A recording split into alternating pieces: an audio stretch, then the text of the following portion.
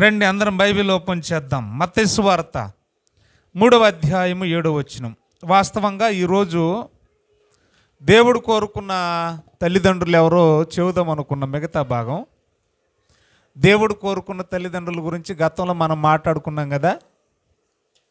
ఏం మాట్లాడలేదు మీరు?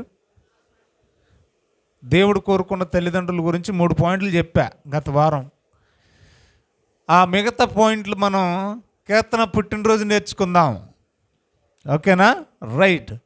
ఈరోజు ఒక మంచి సందర్భాన్ని తక్కువ టైంలో ఎక్కువ విషయాలు నేర్చుకోవడానికి ప్రయత్నపడదాం. మరొకసారి చేరి వచ్చిన మీ అందరికీ ప్రభు పేరట నిన్ను వందనాలు తెలియజేస్తూ మత్తయి సువార్త 3వ అధ్యాయము 7వ వచనం మనం చదువుకుందామండి. మత్తయి సువార్త 3వ అధ్యాయము 7వ వచనం చదవండి అమ్మా. పరిసయ్యుల్లోనూ సద్దుకయ్యుల్లోనూ అనేకులు బాప్తిసం పొందడానికి వస్తే చూసి, సర్ప సంతానమా, రాబోవు ఉగ్రతను తప్పించుకొనుటకు మీకు బుద్ధి చెప్పువాడు ఎవడో. చాలా ఈ రెఫరెన్స్ మనం చాలాసార్లు చదివి ఉంటాం. ఈ మాట అన్నది ఎవరు? బాప్తిస్మం యోహాను గారు. మీకు బాగా తెలుసు కదా. సో బాప్తిస్మం ఇచ్చి యోహాను గారు పరిసయ్యులు సద్దుకయ్యులతో చెబుతున్న లేదా వారిని హెచ్చరిస్తున్న సందర్భం అది. రైట్. డైరెక్ట్గా విషయాన్ని ఆలోచిద్దాం. ఆయన చెప్పిన మాటల్లో సారం ఏంటంటే, మీరు ఈ సమాజంలో బోధకులుగా చాలామంది అవుతున్నారు. మీరు ఈ సమాజంలో మన భాషలో క్రైస్తవులుగా పెత్తందారులుగా చాలామంది అవుతున్నారు. మీరు ఈ సమాజంలో దేవుని పిల్లలుగా చాలామంది అవుతున్నారు. దేవుని పిల్లలుగా చాలామంది అయ్యేవాళ్ళే దేవుని ఉగ్రతకు పాలైతే ఇంకేముంది అంటే, ఆయనకు ఒక మ్యాటర్ అర్థమైపోయింది. ఏంటంటే, వీళ్ళు పేరుకు క్రైస్తవులు, కానీ వీళ్ళ బ్రతుకుల్లో మాత్రం క్రీస్తు తత్వం లేదు. వీళ్ళు పేరుకే గుడికి వెళ్తారు, కానీ వినేది ఉండదు, విన్నా పాటించరు. వీళ్ళు కేవలం చెబుతారు కానీ చెయ్యరు. 23వ అధ్యాయం మత్తయి సువార్త మొదటి వచనాలు అదే మనం చూసాం. అయ్యో వేషధారులైన శాస్త్రులారా, పరిసయ్యులారా అని చెబుతూ వీళ్ళు చెప్పుతురే కానీ చేయరు. ఎవరో? క్రైస్తవులు. రైట్ అని చెబుతూ ఇలాంటి వాళ్ళకి ఏముందంటే మారు మనసు లేని బ్రతుకులట. ఏ బ్రతుకులు వాళ్ళే? మారు మనసు లేని బ్రతుకులు. కానీ ముందు మారు మనసు పొందామనే, బాప్తిస్మం తీసుకున్నామనే చెప్పుకుంటూ ఉంటారు. కానీ అయినా కూడా ఏముండదట, బుద్ధి మారదట. ఇది చెబుతూ ఏమంటున్నాడంటే, మీరే రాబోయే ఉగ్రతలో ఉండేది, రాబోవు శిక్షలో ఉండేది మీరే. అది తప్పించుకోవాలంటే మీకు బుద్ధి రావాలి. అది తప్పించుకోవాలంటే, దాంట్లో పడకుండా ఉండాలంటే, ఆ ఉగ్రతలో, ఆ శిక్షలో, శిక్ష రాకముందే మీకేమి రావాలి? బుద్ధి రావాలి. ఈరోజు నా అంశం ఏంటంటే, అసలు మనిషికి బుద్ధి ఎప్పుడు వస్తుంది? అది తెలిస్తే అయిపోయినట్టు ఇంటికి వెళ్ళిపోవచ్చు మధ్యాహ్నం భోజనానికి. ఇక్కడ ఏమంటున్నాడు? ఉగ్రత ఉంది, అది తప్పించుకోవాలంటే మీకు బుద్ధి కావాలి, మీకు బుద్ధి రావాలి, మీకు బుద్ధి చెప్పాలి. ఎవడు చెప్తాడు అని అంటున్నాడు ఆయన. ఆ బుద్ధి కూడా ఎప్పుడు రావాలంటే ఉగ్రత రాకముందే రావాలి, లేకపోతే మీరు తప్పించుకోలేరు. అసలు మనిషికి బుద్ధి ఎప్పుడు వస్తుంది? ఏమ్మా? సాధారణంగా మనం ఏమనుకుంటామంటే, వయసు పెరిగే కొద్ది బుద్ధి పెరుగుద్దండి. మరి చాలామందికి వయసు పెరుగుతుంది, కానీ అప్పుడప్పుడు మనం అంటాం, వాడు తాళ్ళలాగా ఎదిగారా, ఎట్లా ఎదిగాడట, తాడి చెట్లాగా పెరిగాడు కానీ బుర్ర ఎదగలేదు అంటారు. ఊరుకో బుద్ధి లేని మాటలు మాట్లాడుకో. ఎవరు చిన్నపిల్లలు అయితే అనుకోవచ్చు, మనం పెద్దవాళ్ళని అంటూ ఉంటాం. మనం ఏమని? బుద్ధి లేని మాట మాట్లాడుకో. అదేంటండి బాబు, 4-5 మనవరాళ్ళు ఉన్నారు, ఇంకా బుద్ధి లేని మాట్లాడి బుద్ధి లేకపోవటం ఏంటి ఆ మనిషికి? అంటే వయసు ఎదిగే కొద్ది బుద్ధి పెరిగే పని అయితే, రేపు మాపో చచ్చేవాడికి ఇంకా బుద్ధి లేదంటే ఏం చేయాలి? వయసు పెరిగింది, మరి ఏం లేదు, బుద్ధి రాలే. ఫోన్ ఎలాగని చెప్పేసి ఏమైనా బుద్ధి చెప్పే విషయంలో ఎవరైనా బుద్ధి చెబితే అంగీకరిస్తాడా మనిషి? మనలో మనమాట. ఇప్పుడు ఏం చెప్పాడంటే, ఎవరు చెప్పారు? బాప్తిస్మం ఇచ్చు యోహాను. ఆయన జీవితం మీరంతా పరిశీలించండి. ఆయన వాక్యాన్ని ఖండితంగానే బుద్ధి చెబుతూనే చెప్పాడు వాక్యం. ఎంతటి వాడికైనా కూడా బుద్ధి చెప్పేశాడు ఆయన, సామాన్యుడు కాదు. హేరోదు అంటే ఎవరు? ఆ దేశానికి రాజు. తప్పు చేశావు అన్నాడంతే. అది మనసులో పెట్టుకునే కదా చంపేశారు. తల ఎందుకు కొట్టబడింది, పళ్ళెంలో ఎందుకు పెట్టబడింది తలకాయ అంటే బుద్ధి చెప్పినందుకు. అంటే బుద్ధి చెప్పేవాడి బుద్ధిని మనిషికి సాధారణంగా అంగీకరించే మనసు ఉండదు. వాళ్ళ మీద పగబడతారు. అది ఆమోదం రాసేవాడైతే ప్రేమిస్తారు. నాకు బాగా ఊహ ఉంది. ఐ థింక్ 2002 అనుకుంటా, 2002లోనో 2003లోనో ఒక సినిమా వేసారు మా కాలేజీలో. వేస్తే ఈ బ్రహ్మానందం గారు ఒక సముద్రంలోకో ఎక్కడికి తీసుకుపోతాడు, అక్కడిని తీసుకెళ్ళి ఏదో అని చెప్పేసి మీ ఇక్కడ ఎట్టేయండి, మీరు ఎంత బంగారం పెడితే అంత బంగారం వస్తుంది అంటాడు. అనేసరికి వాళ్ళు ఏమో అమ్మోట తీసుకెళ్ళి ఇక్కడ పెడతారు, భార్య భర్తలు ఇద్దరు. తీర చూస్తే వచ్చేదేమో కానీ మొత్తానికి ఉన్నది కూడా పోయింది. ఎందుకు చెప్పాను ఇది? అట్లాంటి దొంగల్నే నమ్ముతారు. ఒరే గాడిదా, ఇంత బంగారం పెడితే అక్కడ అంత బంగారం ఎలా వస్తుందిరా అని బుద్ధి చెప్పేవాడి మాట వింటారా? వినరు. మరి ఎవరు మాట నమ్ముతారు? ఏదో మాయ చేసి ఎంత అక్కడ పెడితే అంత వస్తుంది అనగానే నమ్మేస్తారు. కేవలం అక్కడే కాదు, క్రైస్తవ్యంలో కూడా ఇవి ఎక్కువైపోయినాయి. క్రైస్తవంలో కూడా ఏమైపోయినాయి? ఈ కొబ్బరి నూనె రాసుకో నీకు సీముడు ఆగిపోద్ది, ఈ కొబ్బరి నూనె రాసుకో నీకు తెల్లబడి జుట్టు నల్లగా వచ్చేస్తుంది. అవే బుద్ధి లేని వాళ్ళే కదండి అలాంటివి నమ్మేది. బుద్ధున్నోడు ఎవడైనా నమ్ముతాడా? అలాంటి వాళ్ళని ఇష్టపడతా ఉన్నారు. బుద్ధి చెప్పేవాడిని ఈ సమాజం చెప్పండి ఇష్టపడదు. ఇష్టపడకపోగా ఏం చేస్తుంది? వాడిని బతకనివ్వదు అని నేను చెప్పలే, ఆమోసు గ్రంథం బైబిల్ చెప్పింది. ఒకసారి చూడండి. అలా మాయలు చేసే వాళ్ళని, మోసం చేసే వాళ్ళని నమ్ముతారు. కానీ ఇది తప్పు, ఇలా ఉండకూడదు, ఇలా చేయకూడదు, ఇది దేవునికి ఇష్టం కాదు, ఇది దేవుని చిత్తం కాదు అని చెప్పారనుకోండి, వాడిని అసహించుకుంటారు, వాడి మీద పగ పెంచేసుకుంటారు. చివరాఖరికి అవసరమైతే వాడిని బతకనివ్వరు. ఆమోసు గ్రంథం తీశారా అందరూ? 5వ అధ్యాయం 10వ వచనం చదవండి దయచేసి. ఉందమ్మా? ఆమోసు గ్రంథం ఉందా మీ బైబిల్లో? ఉంటుంది చూడండి. 5వ అధ్యాయం 10వ వచనం చదవండి. అయితే గుమ్మములలో నిలిచి బుద్ధి చెప్పువారి మీద. అంటే బుద్ధి చెప్పేవాడిని ఇష్టపడదా? ఎందుకంటే సాక్షాత్తు మన కళ్ళ ముందు ఒక వ్యక్తి కనబడుతున్నాడు కదండి, జాన్ ద బ్యాప్టిస్ట్, బాప్తిస్మం ఇచ్చు యోహాను. అతను ఎందుకు చంపబడ్డాడు? అసలు ఎందుకు చంపబడ్డాడండి? ఏమన్నా చుట్టరికం ఉందా? బంధువులా? రక్త సంబంధులా? ఏమైనా పాత కక్షలు ఉన్నాయా? పాత గొడవలు ఉన్నాయా హేరోదుకి, బాప్తిస్మం ఇచ్చే యోహానికి? ఏమీ లేవే. ఈయన ఒక సేవకుడు, ఆయన ఒక పాలకుడు. వీళ్ళిద్దరికి ఏముంటుంది సంబంధం? ఏమండి? దేశాన్ని కానీ రాష్ట్రాన్ని కానీ పాలించేవాడికి సామాన్యుడైన నాకు సంబంధం ఏముంటుంది చెప్పండి? ఏ సంబంధం లేకపోయినా ఎందుకు నరికేశారు తలకాయ అంటే కేవలం ఒకటి, బుద్ధి చెప్పాడు అనేది ఏం చేశారు? పగబెట్టేసుకున్నారు. అంటే బుద్ధి చెప్పేవాడిని ఈ సమాజం ఇష్టపడదు, సంఘం కూడా ఇష్టపడదు. అర్జెంటుగానే మార్చేసేయండి. జీతగాడైతే జీతగాడు అనుకో, పాస్టరు జీతానికి వచ్చినోడు అనుకోండి, ఏమంటారు? పీసీసీ కమిటీ అని ఒకటి ఉంటుంది, పెద్దల కమిటీ. అర్జెంటుగా ఇన్ని మార్చేయండి, ఎందుకంటే ఆడు చెప్పేదంతా కూడా వాళ్ళకే తగులుతుంది.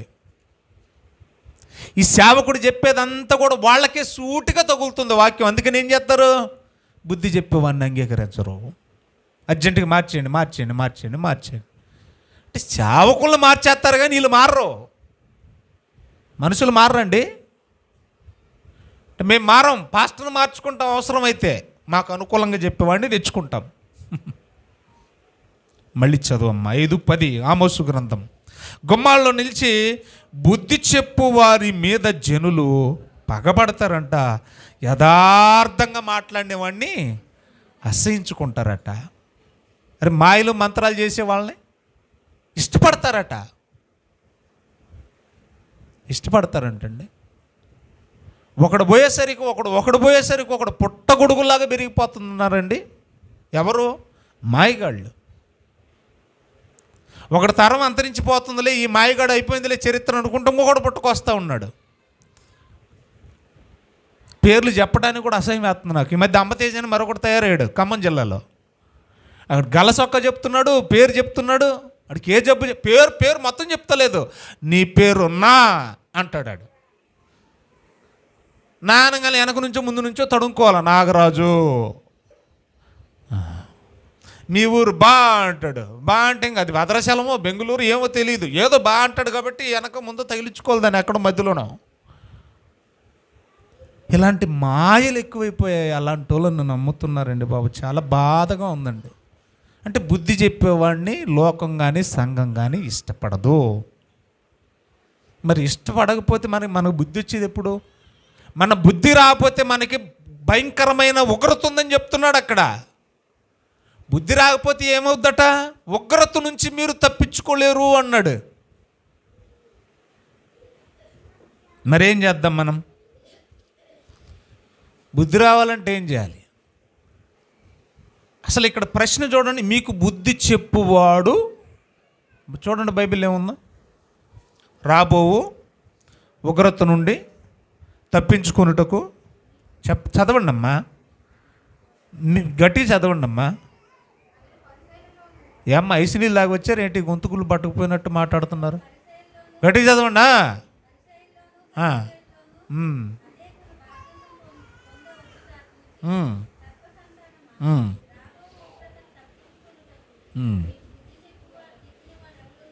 చాలమ్మా. బుద్ధి చెప్పినవాడు ఎవడు? క్వశ్చన్ మార్క్ ఏమైనా ఉందా? ప్రశ్న ఉందా? ఎవడు చెప్పాలి బుద్ధి మనకి? ఎవడో ఒకడు చెప్పాలా. ఆడు చిన్నోడైనా పెద్దోడైనా బుద్ధిలో ఉన్నోడికి బుద్ధి ఉన్నోడే చెప్పాలా. ఎవరు చెప్పాలి బుద్ధి? ఎవరు చెప్పాలా? బేసిక్గా మనం ఆలోచిద్దాం. బుద్ధి ఎవరు చెప్పాలి అని అంటే బైబిల్లో వ్రాయబడింది. యేసు ప్రభు చెప్పాడు. యేసు ప్రభు మొట్టమొదటిగా సమాజానికి సంఘానికి బుద్ధి చెప్పాడు. ఆ తర్వాత సేవకుల్ని చెప్పమన్నాడు. ఫస్ట్ యేసు ప్రభు చెప్పాడు, తర్వాత అధికారం అపోస్తలుకి ఇచ్చాడు. అపోస్తలు అంటే సేవకులే కదా. ఇప్పుడు మేము కూడా ఏం చేయాలి? సమాజానికి ఎవరు చెప్పాలి? ఎవడు అన్నాడు కాబట్టి ఎవరు చెప్పాలి? యేసు ప్రభు చెప్పాలి, వాక్యం చెప్పాలి. అదే వాక్యాన్ని బేస్ చేసుకొని సేవకుడు బుద్ధి చెప్పాలి అని బైబిల్లో ఉందా? ఉండాలి. ప్రకటనల గ్రంథం లవోదికీయ సంఘంతో యేసు ప్రభు మాట్లాడుతూ ఏమన్నాడో చూడండి దయచేసి. 3వ అధ్యాయం 18వ వచనం. ప్రకటనల గ్రంథం 3:18 చదవండి. ఏ సంఘం గురించి మాట్లాడుతున్నాడు అక్కడ? లవోదికీయ సంఘం అని ఎక్కడ రాయబడింది? 14వ వచనం. సంఘంతో మాట్లాడుతున్నాడు. 18 చదువమ్మా. నీవు ధనవృద్ధి చేసి కొనున్నట్లు అగ్నిలో పుటము వేయబడిన బంగారమును, నీ దిశమొల సిగ్గు కనపడకుండానట్లు ధరించుకొనుటకు తెల్లని వస్త్రాలను, నీ కళ్ళుకు దృష్టి కలుగునట్లు నీ కనులకు కాటుకొను, నా యొద్ద కొనమని నీకు బుద్ధి చెబుతున్నానన్నాడు. చూడండి, బాగా నోటీస్ చేయాల పాయింట్. నీకు బుద్ధి చెబుతున్నానన్నాడు. చూడండి, నీకంటే ఎవరక్కడ? సంఘం. ఏ సంఘం? లవోదికీయ సంఘం. ఇప్పుడు దేనికి అసలు బుద్ధి లేదు? అదేటమ్మా, బయటలో కాదంట, సంఘానికి బుద్ధి లేదట. బుద్ధి ఎవరికి లేదట? అదేంటండి? మనకు కదండి, వాక్యం తెలిసిన మనకు కదండి బుద్ధి ఉండాలి. మనకే ఏమీ లేదు, బుద్ధి లేదంట. సంఘానికే బుద్ధి లేకపోతే మరి ఉగ్రత ఎలా తప్పించుకుంటుంది సంఘం? సంఘమే ఉగ్రత పాలైపోతే మన రక్షణకి, మన మారు మనసుకి అసలు విలువేంటి? ఎందుకు గుడికి వస్తున్నాం?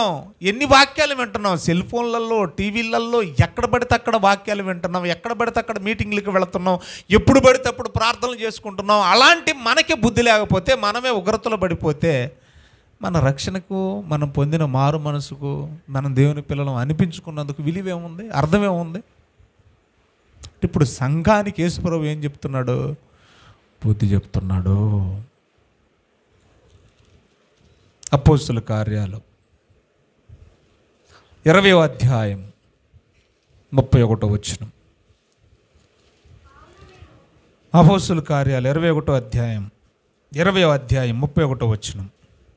కావున నేను రాత్రింబవళ్ళు కన్నీళ్లు విడుచుచు ప్రతి మనుషునికి ఎప్పుడెప్పుడట? రాత్రి పగలు మానక బుద్ధి చెప్పి తిని అంటున్నాడు. ఎవరు చెప్పారు ఈ మాట? ఏ సంఘం గురించి మాట్లాడుతున్నాడు అక్కడ? ఎఫెసీ సంఘం. ఏమండి, ఎఫెసీ సంఘం అని మీరు ఎలా చెప్తారంటే 17వ వచనంలో ఉంది. ఎఫెసీలో క్రూర మృగాలతో పోరాడాడు. ఇంకా అక్కడ నుంచి ఎక్కడికి పారిపోయాడు? ఆయన మిలేతుకి పారిపోయాడు. మిలేతులో ఉండి ఏం చేశాడు? సంఘ పెద్దల్ని పిలిపించాడు. ఏ సంఘ పెద్దల్ని పిలిపించాడు? ఎఫెసీలో ఉన్న సంఘ పెద్దల్ని పిలిపించి, ఇంక నేను ఎలాగా మిమ్మల్ని చూసేలాగలేను, నేను యెరూషలేము వెళ్ళిపోతే నన్ను చంపేస్తారు, నేను మిమ్మల్ని మళ్ళీ చూస్తానో లేదో సంఘ పెద్దలారా, దేవుడు మిమ్మల్ని, ఆ సంఘాన్ని ఖాయమని మిమ్మల్ని నియమించాడు, నేను వెళ్ళిపోతున్నాను, జాగ్రత్త వహించండి అని వాళ్ళకి హెచ్చరిక జారీ చేస్తూ, నేను 3 సంవత్సరాలు ఉన్న మీ మధ్యలో 3 సంవత్సరాలు ఏం చేశాడంట? పగలనక రాత్రనక, రాత్రింబవళ్ళు అన్నాడు చూడండి. కన్నీళ్లు విడుచుచో మానకుండా అన్ని శ్రమలు ఏం చేశాడంట? బుద్ధి చెప్పాడంట. సేవకుడు ఏం చేయాలి సంఘానికి? చెప్పండి. మరి బుద్ధి చెప్పే సేవకుని ఇష్టపడతారా? బుద్ధి చెప్పే సేవకుని ఇష్టపడరు. బుద్ధి చెప్పే డాడీని కానీ మమ్మీని కానీ పిల్లలు ఇష్టపడరు. మీరు గమనించారు ఎప్పుడైనా? డాడీ ఖండితంగా ఉన్నాడు అనుకోండి, రేయ్ తప్పు, అలాగ మాట్లాడుతూ ఉన్నారు అనుకోండి, అలాంటి డాడీని ఇష్టపడతారా? ఇష్టపడరు. చూడమ్మా, డాడీ ఎందుకమ్మా ఎప్పుడు అలాగ పేలాలు ఎగినట్టు ఎగుతూనే ఉంటాడు, నువ్వు ఆగుతలేదమ్మా, నువ్వు చాలా మంచిదానివమ్మా. ఆ మంచితనమే రేపు పొద్దున్నే మనకి మేకై కూర్చునేది. అంటే డాడీ ఖండించడం అనేది, బుద్ధి చెప్పడం అనేది పిల్లలకు కూడా ఏముండదు, ఇష్టం ఉండదు. చిన్నతనం నుంచి చూడండి ఆ బుద్ధి అలా పెరిగిందో. బుద్ధి చెప్పే మాట అంగీకరించే మనసు ఎప్పటి నుంచి లేదు? చిన్నతనం నుంచే లేదు. ఏటమ్మా ఎప్పుడు డాడీ తిడతానే ఉంటాడు. నీకు తిట్టినట్టున్నాయి ఆ మాటలు. రండి, ఇక్కడ ఎఫెసీ సంఘానికి మానక బుద్ధి చెప్పాడు అనక, రాత్రి అనక పగలనక. కొలసీలకు రాసిన పత్రిక 1వ అధ్యాయం ఎందుకు చెప్తున్నాడు మానక బుద్ధి అంటే? అక్కడ రాస్తున్నాడు చూడండి. కొలసీలకు రాసిన పత్రిక 1వ అధ్యాయం 28వ వచనం తీశారా? జాగ్రత్తగా రాసుకోండి. ప్రతి మనుషుని క్రీస్తునందు సంపూర్ణునిగా చేసి ఆయన ఎదుట నిలువబెట్టవలెనని సమస్త విధములైన, అంటే వాక్యమేనా? సమస్త విధములైన వాక్యముతో మేము ప్రతి మనుష్యునికి బుద్ధి చెప్పుచు, ప్రతి మనుషునికి బోధించుచు. చూడండి, బుద్ధి చెప్పుచు, బోధించుచు, ప్రకటించుచున్నామన్నాడు. అంటే ప్రకటనలో బుద్ధి చెప్పే విధంగా ఉండాలి మన ప్రకటన, మన బోధ. అందుకన్నాడు ఖండించు, గద్దించు, బుద్ధి చెప్పు. బుద్ధి చెప్పమన్నాడా? అన్నాడు. ఈ మాట మనం చదివితే ఎందుకు బుద్ధి చెప్పాలి అని అంటే, యేసు ప్రభు ఎదుట నీవు సంపూర్ణుడిగా నిలబడాలంటే ముందు నీకు బుద్ధి రావాలా. నాకు బుద్ధి అక్కర్లేదంటే అయితే ఉగ్రత రెడీగా ఉందని బాప్తిస్మా ఇచ్చే యోహాను ముందు చెప్పేశాడు. నీకు బుద్ధి అవసరం లేదా? బుద్ధి చెప్పే మాటలు అక్కర్లేదా? బుద్ధి చెప్పే వాళ్ళని అంగీకరించట్లేదా? ఇష్టపడట్లేదా? తిరస్కరిస్తున్నావా? తృణీకరిస్తున్నావా? అయితే నీకు ఉగ్రత రెడీ. ఇక్కడేమన్నాడంటే, నువ్వు బుద్ధికి లోబడ్డావా? బుద్ధి చెప్పే మాటలు, ఖండించే మాటలకు లోబడ్డావా? అయితే క్రీస్తు యేసు ఎదుట నిన్ను పరిపూర్ణుడికి దిద్ది నిలబెడతాను అంటున్నాడు పౌలు. అంటే దేవుని ఎదుట నిలబడాలి, దేవుడున్న లోకానికి వెళ్ళాలంటే బ్రతికుండగానే ఏం చేయాలి? గద్దింపు మాటలకు బుద్ధి తెచ్చుకోవాలి. మరొక మాట చదువుదాం ప్రియులారా. తెస్సలోనికీయులకు రాసిన మొదటి పత్రిక 5వ అధ్యాయం. పోనీ బుద్ధి చెప్పే వాళ్ళని ఇష్టపడతారా అంటే ఇష్టపడరు. ముందే చెప్పానుగా. మాకేమైనా సన్మానాలు చేస్తారేటి? గొప్ప గొప్ప సన్మానాలు ఎవరికి చేస్తారంటే మంత్రాలు చదివే వాళ్ళకే, మాయలు చేసే వాళ్ళకే, మోసం చేసే వాళ్ళకే, సత్యాన్ని అడ్డగించే వాళ్ళకే, మోసగాళ్ళకే. బుద్ధి చెప్పేవాడిని ఎవడు సన్మానించడు. ఇందాకే మనం చదువుకున్నాం ఆమోసు 5:10 ఏమని? అసహించుకుంటారట. సన్మానం దేవుడికి ఇరిగా. అది ముందే చెప్పేశాడు చూడండి. అందుకనే ఈ బుద్ధి చెప్పే బోధకుల్ని ఎలా ట్రీట్ చేయాలో బైబిల్లో రాయబడింది. కానీ ఇప్పుడు ఉన్నోళ్ళు ఎవరు అలా ట్రీట్ చేయట్లే. బుద్ధి చెప్పేవాడిని నెత్తి మీదకు వాడి కాళ్ళు కడిగి నెత్తి మీద ఎట్టుకోండి అన్నాడు దేవుడు. కానీ అలాంటి వాళ్ళని సత్యవాక్యం తెలిసిన వాళ్ళు ఇష్టపడట్లే. తెస్సలోనికీయులకు రాసిన మొదటి పత్రిక తీసారా? 5వ అధ్యాయము 12-13 వచనాలు చదవండి. మరియు సహోదరులారా, పనికిమాలిన వాళ్ళారా అని అన్నాడా? అనలే. ఎందుకు ఇంత మంచి మాట చెప్తున్నాడంటే మీరు మంచోళ్ళని. పనికిమాలిన వాళ్ళు అయితే పనికిమాలిన వాళ్ళు అనేసాడు కూడా. ఆ మాట కూడా అన్నాడు రోమీయులకు రాసిన పత్రిక 3వ అధ్యాయంలో. వారు ఏకముగా ఏమైపోయారట? పనికి మాలిన వారైరి అన్నాడు. మనల్ని ఎంత ఉన్నతంగా పిలుస్తున్నాడు. సహోదరులారా చదవండి. మీలో ప్రయాసపడుచు ప్రభువునందు మీకు పైవారయ్యండి. మీకు పైవారు అంటే ఎందులో పైవారు? డబ్బులో కాదు, ఎత్తులో కాదు, హోదాలో కాదు, కులంలో కాదు, గోత్రంలో కాదు. మీకు బోధ చెప్పే విషయంలో మీకు పైవారై ఉండి మీకు బుద్ధి చెప్పు వారిని మన్నన చేయుడి అన్నాడు. మన్నన చేయుడు అంటే అర్థం ఏంటి? అంగీకరించండి అని. నిజంగా దేవుని పిల్లలైతే ఏం చేయాలంట? మీకు బుద్ధి చెప్పే వాళ్ళనే మీరు అంగీకరించండి. ఎకిలి బోధలు వినకండి. జబర్దస్త్ కామెడీ బోధలు వినకండి. బైబిల్లో లేనివి చెప్పి మనుషులను మోసం చేసే బోధలు వినకండి. సమ్మెట దెబ్బ లాంటి దెబ్బలు, గొడ్డలి పెట్టు లాంటి దెబ్బలు వాక్యంతో కొట్టేవాడిని మీరు నమ్మండి, వాడిని ఇష్టపడండి, వాడిని గణపరచండి అన్నాడు. నెక్స్ట్, వారి పనిని బట్టి, వారి సేవను బట్టి వారిని ప్రేమతో మిక్కిలి ఘనముగా ఎంచవలెనని వేడుకొనుచున్నాను అన్నాడండి. బుద్ధి చెప్పే బోధకుని ఏం చేయాలంట? ఘనపరచాలి అన్నాడు. మరి అలాంటి వాళ్ళకి ఘనములు, సన్మానములు ఏమైనా జరుగుతున్నాయా? జరగవు. పోనీ సన్మానాలు దేవుడికి సావగొట్టకుండా ఉంటే చాలు. ఆల్రెడీ ఏం చేశారు? బాప్తిస్మ ఇచ్చే యోహాన్ని సన్మానం చేశారా? ఏమండి పల్లెలో ఏమండి అదంతా ఏం సాంప్రదాయం అండి బాబోయ్. పెళ్లి చూపుల్లో పెళ్ళి అంటే చూసారా, రకరకాల సాంప్రదాయాలు ఉంటాయి. వెండిపల్లెంలో ఏమండి, వెండిపల్లెంలో కానీ లేకపోతే ఇంకొకటి ఇత్తడిపల్లెంలో కానీ ఆకుకలో తమలపాకులో ఏదన్నా చీరో ఫంక్షన్లలో చూస్తూ ఉంటాం. ఇది తలకాయ ఎట్టి తీసుకెళ్ళటం ఏంటండి బాబు? అదేం సాంప్రదాయం? కేవలం బుద్ధి చెప్పినందుకు ఏం చేశారు? తలకాయ పళ్ళువులు పెట్టి తీసుకెళ్ళడమా? సన్మానం కాదంట, చంపేస్తారట. అయితే ఇప్పుడు ఏం చేయమంటుంది బైబిల్లో? తెస్సలోనికీయులకు రాసిన మొదటి పత్రిక 5:12 ఏం చదువుకున్నాం? మీకు బుద్ధి చెప్పే సేవకులను అంగీకరించండి, అలాంటి వారిని మిక్కిలి ఘనముగా ఎంచండి. తిమోతి కూడా ఇదే పౌలు ఆయన పోకముందే ఈయన రెడీ చేస్తున్నాడు.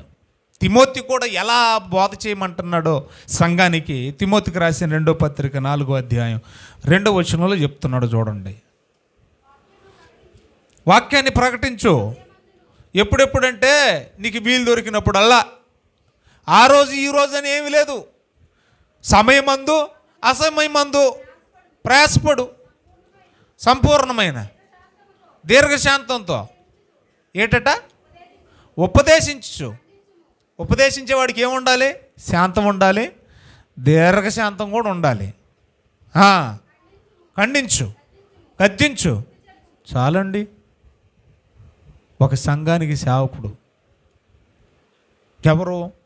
తిమోతి, యవ్వనస్తుడైన తిమోతి.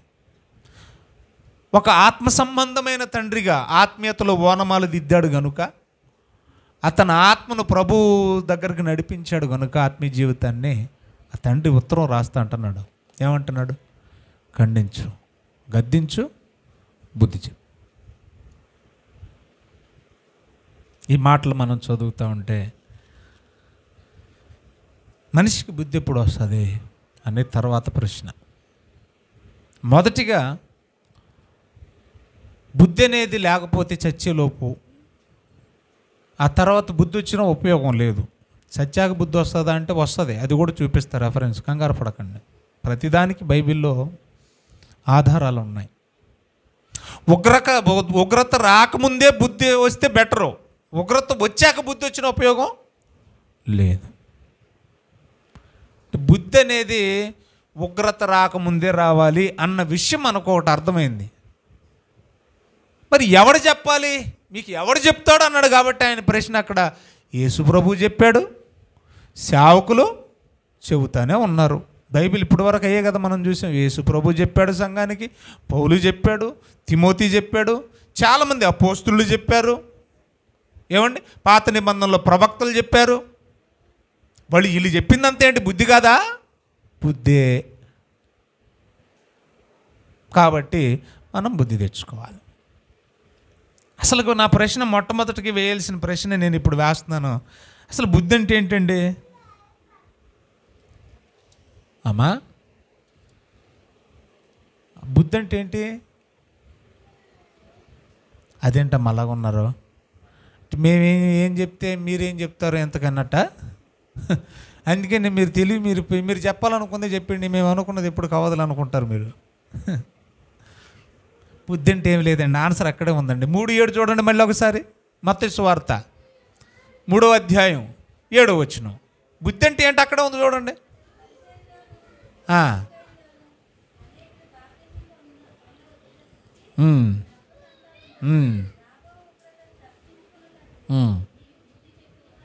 అంతే, చాలమ్మా.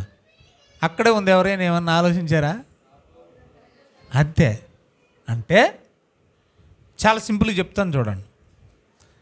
ఇది నిప్పు, ఇక్కడ ఏముంది? ఇది నిప్పు. నిప్పుల్లో పడ్డాక నిప్పు ఇలాగ ఉంటుందని తడుకోవడం కాదంట. ఒకడు చెప్పాక అది కాలుద్దురా అని ఒకడు చెప్పాడు. ఏమని చెప్పాడు? ఒరే అది కాలే స్వభావం ఉందరా దానికి, దాంట్లో పడకముందే నువ్వేం చేయాలి? అది కాలుద్ది అని తెలుసుకోవాలి అన్నాడు. దాంట్లో అది అంటే అది అనుభవించకుండానే, దాంట్లో పడి కాలిపోకముందే అది అనుభవించకుండానే తెలుసుకునేదాన్నే బుద్ధి అన్నారు. మరొక భాషలో చెప్తాను నేను. చెడు చేసి లేదా చెడు అనుభవించి తెలుసుకోవడం కంటే ఒకళ్ళు చెప్తారనమాట, ఇది చేస్తే ఇంత నష్టం వస్తుంది, ఇది చెడు అని చెప్పింది విని చెయ్యకుండా తెలుసుకోవడమే బుద్ధి. అయిపోయింది. మళ్ళీ చెప్తున్నాను, బుద్ధి అంటే ఏంటంటే కాలే దాంట్లో పడి కాలక ముందే ఇది కాలుద్దని తెలుసుకొని కాలో దాంట్లో పడకుండగా చెప్పిన మాట వినడమే బుద్ధి.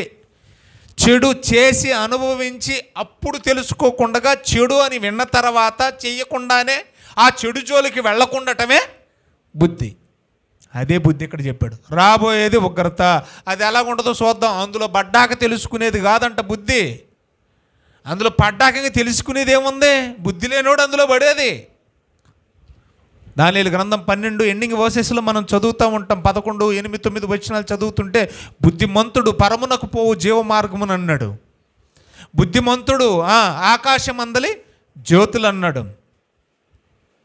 బుద్ధిమంతుడు ఏం చేస్తాడంట? అనేకులను జీవమార్గమున దేవుని వైపుకు తిప్పుతాడంట.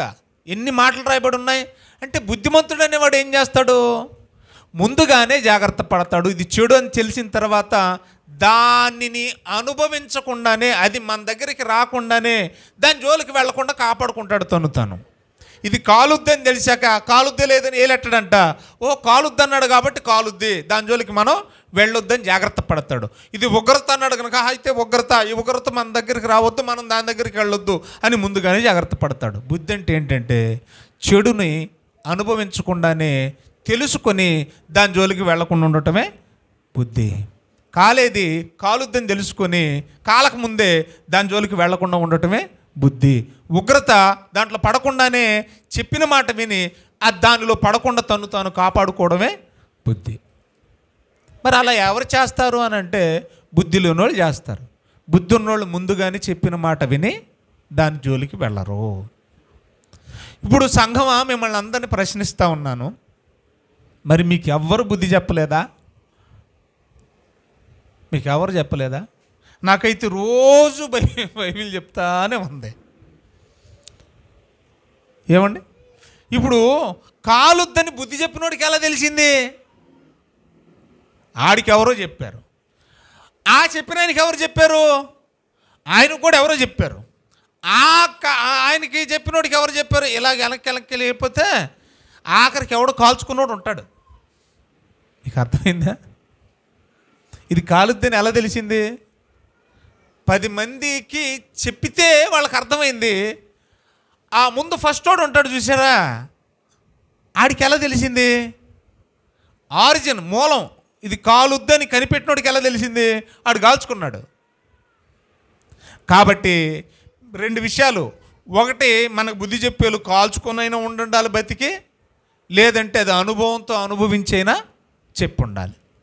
బైబిల్ అది చెప్పేది. మన బైబిల్ సారం అంతా అది. కొరింథీయులకు రాసిన మొదటి పత్రిక 10వ అధ్యాయం 11వ వచనం చూడండి ఒకసారి. ఎప్పుడు వస్తుంది మనకు బుద్ధి? బుద్ధి అంటే ఏంటో ఆన్సర్ చెప్పేశాను నేను. చెడు విని అనుభవించకుండానే తెలుసుకొని చెడుకు దూరంగా ఉండటమే బుద్ధి. మరి మనకు బుద్ధి ఎప్పుడు వస్తుంది?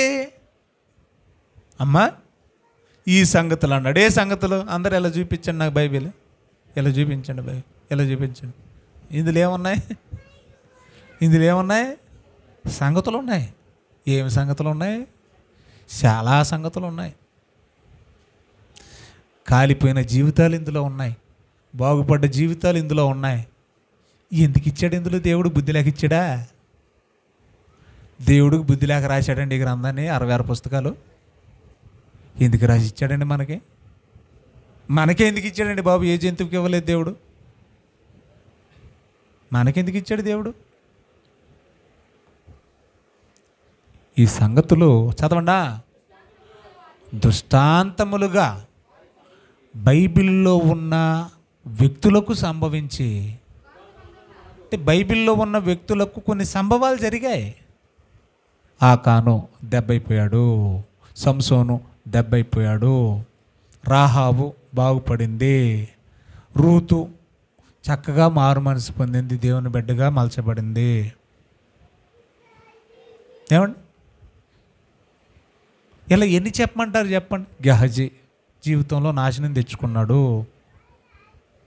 ఇలా ఎన్ని చెప్పాలి చెప్పండి? అంటే ఈ జీవితాలు బైబిల్లో ఉన్న వీరి జీవితాలు ఎందుకు రాసి మనకి ఇచ్చాడంటే మనకు అది మ్యాటరు. ఎందుకు ఇచ్చాడంట? వాక్యం ఎందుకు ఇచ్చాడండి మనకి? భక్తుల జీవితాలు ఎందుకు రాసి ఇచ్చాడంట మనకి? మరి ఈ చదువుతున్నప్పుడు మనకేమన్నా వస్తుందా? ఏమి చెప్పాడండి వాక్యం అయ్యగారు ఈరోజు, అంతే. ఆ తర్వాత చరిత్ర అండి ఎర్రగా తీసాడండి. అసలు ఎక్కడ ఎత్తుకున్నాడు, ఎక్కడ దించాడు, ఎక్కడ లేపాడండి బాబు, అంతే. మరి మనకు బుద్ధి రాదే? భలే చెప్పాడండి, అంతే. భలే మనం మారం. ఎందుకండి? ఈ సమయం ఏమండి, మన మనసు కాన్సన్ట్రేషను, డబ్బులు, ఇదంతా వృధా కదండి. బుద్ధి లేని వ్యక్తిగత క్రైస్తవ జీవితం ఎందుకంటే వేస్ట్ కదండి. ఇన్ని మాటలు వింటుంటే ఏ వ్యక్తి భక్తి జీవితం ద్వారా మన బ్రతుకు మలచబడింది చెప్పండి, మార్చబడింది చెప్పండి? ఏ జీవితం, ఏ వ్యక్తి జీవితం ద్వారా మనలో ఉన్న లోపాలు సరిచేసుకున్నాం చెప్పండి? మారట్లే, మనకు బుద్ధి రావట్లే. అసలు బైబిల్లో భక్తుల జీవితాలు ఎందుకు రాసి ఇచ్చాడు రా నాయన వాక్యం అంటే బైబిల్ చెప్తుంది యుగాంతమందున్న మనకి బుద్ధి రావాలని. అంటే ఏం చదువుతుంటే మనకు బుద్ధి వస్తుంది చెప్పండి? వాక్యం చదివితే మనకు బుద్ధి రావాలి. మరి వాక్యం చదివినా మనకు రావట్లే. అందుకే లవోదికే సంఘం అనేసాడు. అంటే సంఘానికి వాక్యం లేదా? వాక్యం తెలియదే? తెలుసు. మరి వాక్యం తెలిసిన మనకే వాక్యం ద్వారా బుద్ధి రావాలనే వాక్యం ఇస్తే వాక్యం ఉన్నా కూడా మనకు బుద్ధి లేదంటే అదేంటండి బాబు? మందులు వేసుకుంటున్నాం జబ్బు తగ్గుతలేదంటే ఏం చేయలేక పాడే రెడీ చేయాలి, ఇంక చేసేది ఉంటుంది. మందులు వేసుకున్నా కూడా జబ్బు తగ్గుతలేదు. క్యాన్సర్ వచ్చిందండి, ఏదో మందులు ఇచ్చారు తగ్గలేదు, కిమో అన్నారు తగ్గలేదు, కరెంటు పెట్టారు తగ్గలేదు. ఏం చేస్తారు? ఇంక పాడ రెడీ చేయడమే. మందు మన దగ్గర ఉంది, మందు వేసుకుంటున్నా కూడా మనకు బుద్ధి వస్తలేదంటే మనల్ని ఏం చేయాలి? మరి ఏం చేయాలి చెప్పండి? ఆలోచించాలి మీరే. ఎప్పుడు వస్తుంది బుద్ధి? ఏమ్మా, తెలుగులో ఒక సామెత ఉండేది, మరి మీకు మీ అందరికీ బాగా తెలిసిన సామెత అది. వివరం ఎప్పుడు వస్తుందంట? మా ఆవిడికి సవరం అంటే చాలా ఇష్టంలా ఉంది. సవరం అంటే ఈ సవరాలు ఆడవాళ్ళు ఎట్టుకునే సవరాలు కాదు అవి, షేవింగ్. సవరం అంటే ఏంటి? షేవింగ్ అంటే మొత్తం పోవడం అన్నమాట. షేవింగ్ అంటే ఏంటి? శుభ్రం అవ్వడం అన్నమాట. వివరం ఎప్పుడు అవుద్దంట మనిషికి? అంటే వివరం అవడం అంటే బుద్ధి రావడం. దాన్నే మనం ఈ పల్లెటూరు భాషలు అంటారు. సవరం అయితే కానీ ఏంటట బుద్ధి ఎప్పుడు వస్తుందంట? అదేంటమ్మా అలాగున్నారు? బుద్ధి ఎప్పుడు వస్తుందంట? సవరం ఎప్పుడు వస్తుందండి? మనకు సవరాలు అయినా కూడా బుద్ధులు వస్తలేదండి బాబు. ఎన్ని సవరాలు కాలేదు మనకి? ఎన్నిసార్లు దేవుడు మొత్తలేదు? బుద్ధి ఎప్పుడు వస్తుందండి మనకి? బైబిల్ అవే కదా రాశాడు. ఇవి చూసే సామెతలు పుట్టుకొచ్చే మనకి. బైబిల్లో ఉన్న వాక్యాన్ని చూసే సామెతలు పుట్టుకొచ్చాయండి. సామెతలు ఎలాగొచ్చాయంటే అందుకని ప్రత్యేకంగా ఒక గ్రంథమే ఉండిపోయింది బైబిల్లో, సామెతల గ్రంథం, ద బుక్. బుద్ధి ఎప్పుడు వస్తుందో ఒకసారి కొన్ని మాటలు, 4-5 మాటలు చెప్తాను. ఇంతవరకు ఏం చెప్పాను నేను మీకు? అసలు బుద్ధి అంటే ఏంటి? ఏమ్మా, ఒకటి నేర్చుకున్నాం. చెడును అనుభవించకుండానే ముందుగానే తెలుసుకొని చెడు జోలికి వెళ్ళకుండటమే బుద్ధి. ఉగ్రతను అనుభవించకుండానే, ఉగ్రత రాకముందే దాని నుండి కాపాడబడుటే బుద్ధి. ఒకటి పక్కనెట్టేయండి. రెండోది, ఎవడు చెప్తాడు మీకు అన్నాడు? యేసు ప్రభువు చెప్పాడు, బోధకులు చెప్పారు, సేవకులు చెప్పారు, అపోస్తులు చెప్పారు, ప్రవక్తలు చెప్పారు. టోటల్గా బైబిల్ అంతా మనకి యుగాంతమందున్న మనకి చెప్పేది బుద్ధే. ఎవరు చెప్తారంటే బైబిలే. ఎవరు చెప్తారు? చెబుతుంది. రైట్. అసలు మనిషికి బుద్ధి ఎప్పుడు వస్తుంది అని మనం ఆలోచిస్తే ఒక సామెత గుర్తు చేశా. సవరం అయితే కానీ మనకేమి రాదట. ఆ వివరం అంటే ఏమి లేదు, బుద్ధే. అలాంటి సందర్భాలు నేను 1-2 చెప్పి నేను త్వరగా ముగిస్తాను. జాగ్రత్తగా అందరూ బైబిల్ తీయండి. లోకసువార్త 15వ అధ్యాయము 17వ వచనం నుండి మీరు ఇంటికి వెళ్ళి చదవండి. ఇక్కడ ఒక కుమారుడు ఉన్నాడు. ఒక కుమారుడు కాదు, వాస్తవానికి 2 కుమారులు. కానీ నేను ప్రాడిగల్ సన్, తప్పిపోయిన కుమారుడు గురించి మాట్లాడుతున్నా. ఈ తప్పిపోయిన కుమారుడు మనం చాలాసార్లు విన్నాం. వీడేం చేశాడంట? ముందు స్టార్టింగ్లో తప్పిపోయినాడు, నా ఆస్తి నాకు ఇచ్చేయమన్నాడంట వాళ్ళ బాబు దగ్గర. ఫస్ట్ స్టార్టింగ్ అదేనా? నా వాట నాకు ఇచ్చేయి. స్పందించండి. ఏమన్నాడు చెప్పండి? తప్పిపోయిన కుమారుడు నా ఆస్తి పంచి ఇచ్చేయమన్నాడట. ఇచ్చేశాడు. అది తీసుకొని అక్కడికి వెళ్ళిపోయాడంట. పోయిన తర్వాత ఏం చేశాడు? దుర్వ్యాపారం అంట. అంటే ఒక మంచి బిజినెస్ స్టార్ట్ చేశాడు, కానీ అది మంచిది కాదు. అంటే మంచి బిజినెస్ కానీ మంచిది కాదంటే డబ్బులు వచ్చేదే, కానీ చేసే పని మంచిది కాదు. ఆ దుర్వ్యాపారంలో కూడా దెబ్బైపోయాడంట. అంటే లాభం వచ్చే దాంట్లో కూడా దెబ్బైపోయాడంటే ఇంకా ఎవడు కాపాడతాడు చెప్పండి? పోనీ ఆ వ్యాపారం పెట్టించిన వాళ్ళు ఏమన్నా మంచివాళ్ళు అంటే వాళ్ళు కూడా అలాంటి వాళ్ళేనట. ఎలాంటి గొప్ప సహవాసం అండి బాబుడిది.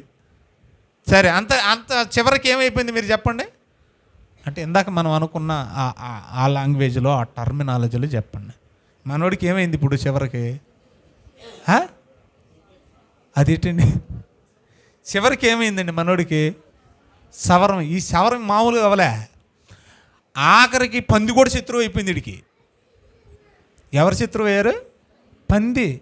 ఎందుకంటే పందులు కూడా తిన్నెత్తలేదంట ఆ పొట్టు. మా ఫుడ్ కట్ట పెడతావు ఎదవా వెళ్ళిపో అంటున్నాడంట. పంది కూడా తిన్నెత్తలేదంటే వీడు ఎంతకి దిగజారిపోయాడు ఆలోచించండి. పంది కూడా ఇష్టపడతలేదు తన ఫుడ్ ఇటు తినడానికి. ఎంత ఘోరం అండి. చాలా బాధ అనిపించిందండి. ఇతని గురించి మనం కొన్ని మాటలు మాట్లాడుతూ ఉంటే, ఆలోచిస్తూ ఉంటే, ఎందుకు వీడు ఎలాగైపోయాడు, బుద్ధి లేనివాడు ఎందుకు అయిపోయాడు అంటే కొన్ని తప్పులు మన జీవితాల్లో కూడా ఏదో తప్పిపోయిన కుమారుడు అని మనం అనుకుని ఆడి వరకు సక్కబెట్టకండి. మనలో కూడా చాలామంది తప్పిపోయిన కుమార్తెలు ఉన్నారు, కుమారులు ఉన్నారు, మనవాళ్ళు ఉన్నారు, మనవరాళ్ళు ఉన్నారు, బాప్పలు ఉన్నారు, మామయ్యలు ఉన్నారు, తాతయ్యలు ఉన్నారు. లేరా? ఉన్నాం. ఆ కుమారు దగ్గర ఉండకండి, మనం కూడా అలాంటి బిడ్డలమే. అది ఎందుకు అలాగైపోయాడు అనేది మనం ఆలోచించాలి. ఎందుకు అయిపోయాడో ఒక 2-3 మాటలు చూడండి. అక్కడే ఎంత చక్కగా రాశాడు. 12 వచనం చదవండి. 12 వచనం చదవండి. లోకసువార్త 15:12. చిన్నోడు తండ్రి ఆస్తిలో నాది నా వాట నాకు పడే. ఏటట?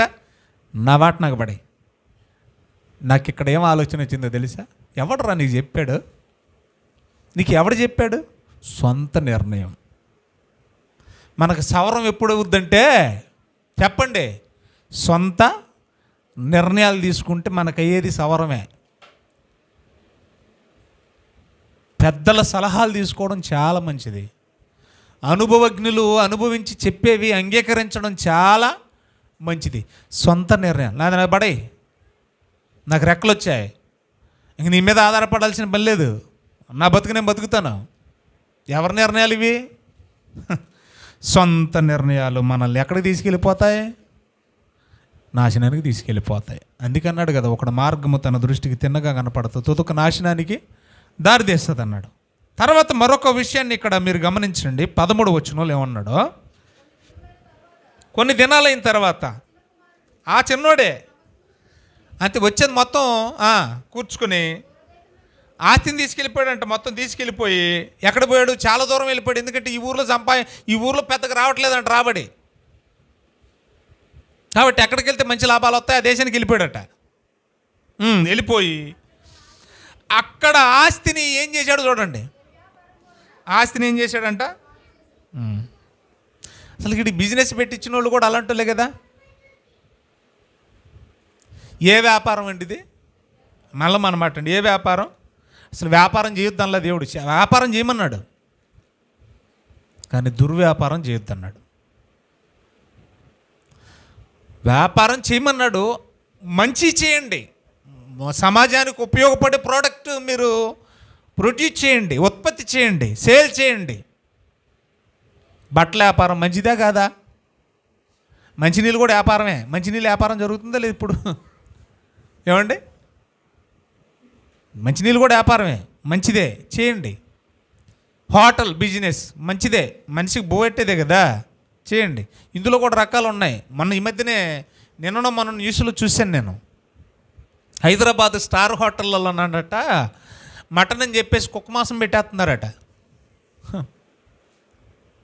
కుక్క మాంసం తెగముడిపోతుందట. ఈ గవర్నమెంట్ కుక్కల లారీ వస్తుంది కదా, తెలుసు కదా మీకు. ఆ కుక్కల లారీ నేరుగా స్టార్ హోటల్కి వెళ్ళిపోతుంది. మనం ఏం చేస్తాం? బాబు స్టార్ హోటల్ అంటే ఏ రేంజ్లో ఉంటుందని చెప్పేసి దానిలోకి వెళ్ళిపోతాం. ఏసీ పెడతాడు, అసలు ఏం కనపడినీడు నీకు, బొద్దింకలు కనపడినీడు, కుక్క మాంసం కనపడినీడు, ఏమి కనపడినీడు. దిమ్ము లైట్ ఒకటి పెడతాడు, ఏసీ పెడతాడు చల్లగా. మనం ఏం చేస్తాం? గుడ్డోళ్ళు కదా. పిల్లి కనుక పాలు గతికినట్టే అది పాల నీళ్ళు ఏం చూడమే కాంగా చీకట అలాంటిది. మరి ఏం చేస్తాం? మొత్తం తినేసి వస్తాం. కుక్క మాంసం గో మాంసం ఏది ఉంటుంది, తెగమ్ముడు పోతుందట. అలాంటి తిన్నోళ్ళల్లో 4-5 వచ్చింది. నిన్ననే శ్రీను నువ్వు విన్నావు కదా, నిన్న చంటిగాడు వాళ్ళ అమ్మమ్మ ఫోన్ చేసి మా ఊరికి రాకో కొత్త రకం జబ్బు వచ్చిందంట, కుక్కలు తినేసి వచ్చారట వీళ్ళు హైదరాబాద్లని. కొత్త రకం వైరస్ వచ్చేసిందండి బాబు, పిఠాపురం సమీపంలో. ఇలాంటి దుర్వ్యాపారాలు కూడా చేసేవాళ్ళు లేకపోలేదు. ఎందుకంటే అదే మేక మాంసం పెట్టాలంటే మేక ఎంత? 12,000 15,000. అదే కుక్క అయితే చెప్పండి. 100 రూపాయలు ఇచ్చినా కూడా ఇచ్చిపోతాడు గవర్నమెంట్. ఏముంది? వీధుల్లో పెట్టిన కుక్కలు కదండి. దుర్వ్యాపారం కదండి. ఎంతమందిని చంపేస్తారు ప్రియులారా? ఇల్లీగల్ బిజినెస్, కాని పని, చెయ్యకూడని పని, దుర్వ్యాపారాలు. ఎంతమంది జీవితాలు ఇది చూడండి. సహవాసం అండి బాబు. ఎవడో ఒకడు ఉంటాడు, ఐపీఎల్లో, రాజకీయమో, గాడిద గుడ్డు, ఏదో గుడ్డు పెట్టరా నీకెందుకు, నీకెందుకు 5,000 ఎట్టు. ఏంటిది? బెట్టింగ్. ఏం వ్యాపారం అండి ఇది? ఎవడి జీవితాలు నాశనం అయిపోవాలండి బాబు. ఎక్కడ దాకో కాదండి, నాకంటే జూనియర్ 1 ఇయర్ జూనియర్ వాడు. చిన్నగా స్టార్ట్ చేశాడంట, అంతే. మొత్తానికి 15 లక్షలు 20 లక్షలు అయి కూర్చుంది. వాళ్ళది ఆ స్థాయి. చిన్న బడ్డీ కొట్టండి, రోడ్ ఓర్న పెట్టుకుని పాపం ఆ సిగరెట్లు, ఆ బీడీలు, అవి ఉంటాయి కదా సొట్లో, అవి అమ్ముకుని బతికే వాళ్ళండి పాపం వాళ్ళు. మా ఇంటి పక్కిళ్ళేనండి. మొత్తానికి 15 లక్షలు లేకపోతే 25 లక్షలు అయిందట. ఆ మాట విన్న తర్వాత వాళ్ళు వచ్చి 2-3 సార్లు ఇంటికి వచ్చి వార్నింగ్ ఇచ్చారు. మా డబ్బులు మాకేమని అడిగారట. 3ఓసారికి వాళ్ళు వెళ్ళిపోయాడు. ఎక్కడికి వెళ్ళిపోయాడు? ఫ్యాన్ కిట్టేసుకున్నాడు. మా సొంత మేనమామ కొడుకు హైదరాబాద్లో ఒక ఏరియాలో ఉండేవాడు. తాపి పని చేసుకున్నాడు. తాపి పనే చేసుకోవాలి. ఈ బెట్టింగు, ఆ బెట్టింగ్ మొత్తానికి బెట్టింగ్లు ఎట్టేశాడు. 10 లక్షల దాకా అప్పులు చేశాడు. చంపేస్తామని బెదిరించేసరికి స్థలం మారాడు. ఎక్కడ ఉండాలి అక్కడ లేడు. ఎక్కడికి వెళ్ళిపోయాడు? శాంతినగర్కి. అక్కడికి వెళ్ళి వదిలిపెడతారు వాళ్ళు. అలాగని చెప్పి వీడు అక్కడికి స్థలం మారాడు, కానీ వీడు మారలేదు. వీడు అక్కడ కూడా మళ్ళీ ఎలాంటి వాళ్ళు ఎత్తుకున్నాడు. వీడు అక్కడ మళ్ళీ అలాగే మొదలెట్టేశాడు. అప్పులలో చడిగిలోపి వీడు తెచ్చాడులేండి, అది వేరే విషయం.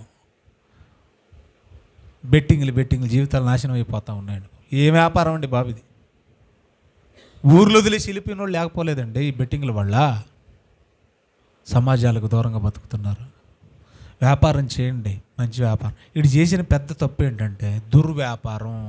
అది మంచిది కాదని చెప్పిన వినే స్థితిలో లేడు. ప్రారంభంలో మొత్తం సవరమైన తర్వాత వచ్చాడండి. ఇంతకీ ఇక్కడ గొప్ప విషయం ఏంటంటే అండి, 15 వచనం చూడండి. ఎందుకు వీడు ఇలా తయారయ్యాడంటే, 15 చదవం. అది అంతయు ఖర్చు చేసిన తర్వాత, దీన్నే కదండి సవరం అన్న మనం. ఖర్చు అవడమే కదా, ఏమండి నాశనం అయిపోవడమే కదా, అంత పోవడమే కదా, అంత లాస్ అయిపోవడమే కదా. ఆ దేశమందు గొప్ప కరువు రాగా, దేశంలో కరువు వచ్చింది, వీడి దగ్గర ఉన్నది పోయింది. ఎంత దౌర్భాగ్యం. అడుక్కు తినడానికి కూడా లేదు. ఎందుకంటే దేశానికే కరువు వచ్చి ఎక్కడ అడుక్కు తింటాం మనం? చదువమ్మా.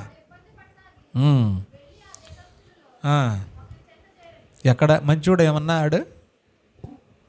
ఈ నిర్ణయాలు చూడండి, నాశనానికి నిర్ణయాలు ఎలాంటి సొంత నిర్ణయం. ఒకడు చెంత చేరాడంట. అతడు పోనీ అక్కడికైనా వెళ్ళాకైనా మంచి పని చేశాడు. ఆ పందుల దగ్గరికి వెళ్ళాకైనా అక్కడ మంచి పని జరగలేదు. ఏం చేశాడు వాడు? వీడికి బువ్వెడతానని చెప్పాడు కదా. పందులు తినే పరిస్థితి, పందులు తినే పొట్టు తినమలేదు కదా.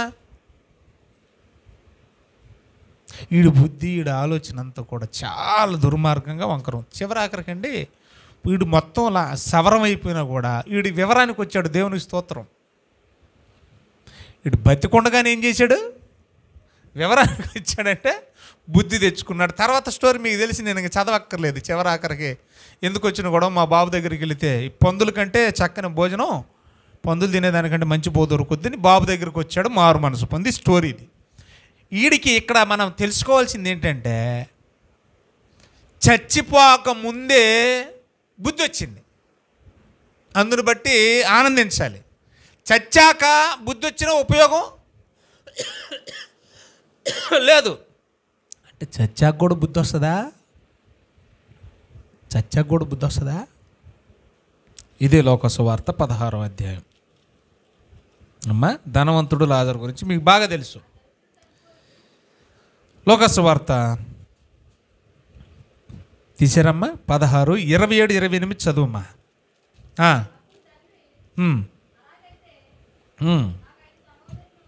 ఎంతమంది అంట? 5 ఉన్నారు.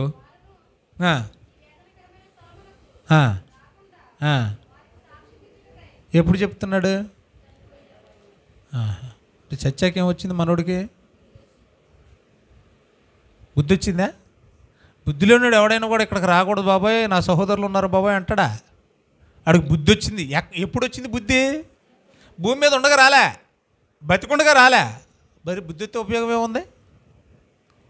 సహోదరులు కూడా తర్వాత సంగతి బాబు. మరి నీ సంగతి ఏంటంటే, నాకు ఇక్కడ బుద్ధి వచ్చిన ఉపయోగం లేదు. ఇంతవరకు నేను ఆపేస్తున్నా. బుద్ధి ఎప్పుడు వస్తుందంటే మనకి చెప్పండి? ఉన్నదంతా పోయాక. ఉన్నదంతా పోయాక కూడా బతికుండగా వస్తే దేవునికి స్తోత్రం. మనం చచ్చాక వచ్చిన ఉపయోగం లేదు. మిగతా భాగాన్ని తర్వాత నేను వచ్చే వారం మాట్లాడతాను. దేవుడు మిమ్మల్ని మీ కుటుంబాలను దీవించునుగాక. ఆమేన్. ప్రార్థన చేసుకుందాం. ప్రభు బలలో పాలు పొందుదాం. చెప్పబడిన వాక్యం నిమిత్తం, ప్రభు బల నిమిత్తం ప్రార్థన చేసుకుందాం. ప్రభు అయిన యేసు తాను అప్పగింపబడిన రాత్రి ఒక రొట్టెను పట్టుకొని దాన్ని విరిచి, ఇది మీ కొరకైన నా శరీరం, దీనిని తినప్పుడల్లా నన్ను జ్ఞాపకము చేసుకున్నాడని చెప్పిన. ఆయన శరీరం కొరకు మనం ప్రార్థన చేసుకుందాం. కళ్ళు మూసుకొని తల్ల వంచండి.